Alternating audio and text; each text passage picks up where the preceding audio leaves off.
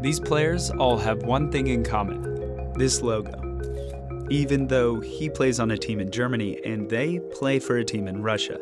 It's also on this team in Serbia, at games in England, and on sidelines in Italy.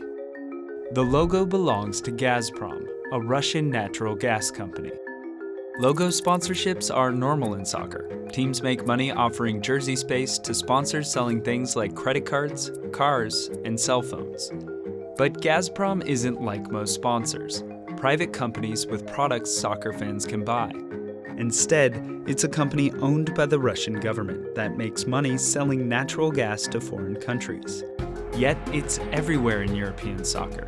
So, if soccer fans can't buy what they're selling, why is Gazprom spending millions to sponsor soccer games? The answer is part of a larger story that's changing the sport of soccer. Foreign countries using companies they own to burnish their reputations abroad. And to understand why Russia is involved, you need to look at a map.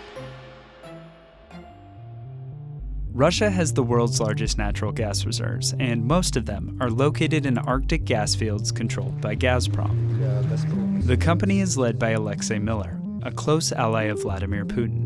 Since 2005, the Russian government has owned a majority stake in Gazprom, meaning company profits are under Putin's control, and gas sales, along with oil, account for around 40% of Russia's annual budget. This map shows how dependent various European countries are on Russian gas, and you can see that Eastern European countries are more dependent than countries further west. At the end of the 20th century, Germany represented the biggest opportunity for Gazprom.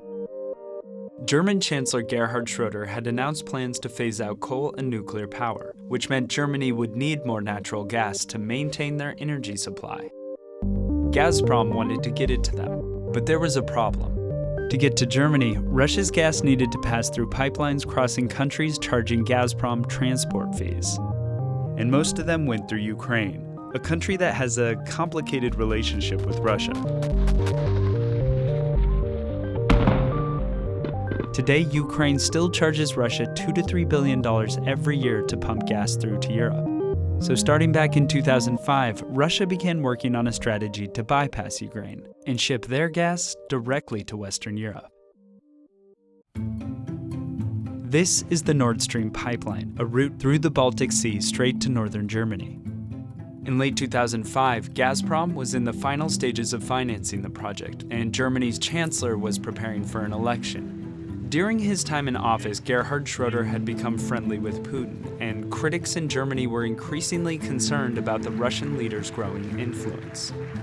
Just a few weeks before the election, Schroeder met with Putin to sign an agreement officially approving the pipeline. Und dies ist ein wirklich zentrales Projekt. Und deswegen bin ich stolz darauf, einen Beitrag habe leisten zu können, dass es zustande kam. 2 months later, Schroeder lost his re-election, but by March he had found a new job, overseeing Gazprom's pipeline to Germany. Председателем комитета акционеров был избран господин Schroeder. It also came out that before leaving office, Schroeder had approved a secret Gazprom loan that provided over €1 billion to finance the project. Ich freue mich nicht über Kritik, sondern über die Aufgabe, sehr wohl. Soon, the story of Gazprom's big project in Germany was becoming a story of scandal, corruption, and the creeping influence of Russia. But then, the story changed. In 2006, Gazprom signed a deal to sponsor the German soccer team FC Schalke 04. At the time, Schalke's finances were worrying team officials, and Gazprom's sponsorship provided money the team desperately needed. At a press conference announcing the deal, a Gazprom chairman said Schalke's connections with the German energy sector were why they decided to become their sponsor. Schalke plays in Gelsenkirchen, a town in Germany's Ruhr Valley, where much of the country's energy industry is based. It's also close to the town of Reden, a hub for pipelines to the rest of Europe, and home to Western Europe's largest natural gas storage facilities. Schalke wasn't Gazprom's first soccer deal. The year before, they had bought a controlling stake in a team on the other end of the Nord Stream route, the Russian team Zenit St. Petersburg. Gazprom's investment made Zenit a major force in soccer. 2 years after taking control, Zenit won their first ever league championship. They've been able to sign expensive foreign stars like Belgian midfielder Axel Witsel and the Brazilian forward Hulk. And Gazprom uses Zenit for marketing stunts, like having players scrimmage on the side of their offshore gas platform. In 2006, as Gazprom logos were revealed around Schalke's stadium, German headlines were hailing the Russian gas giant for pumping millions into the German team. To celebrate the deal, Schalke's new jersey was unveiled in a ceremony before Schalke and Zenit played a friendly match in Russia.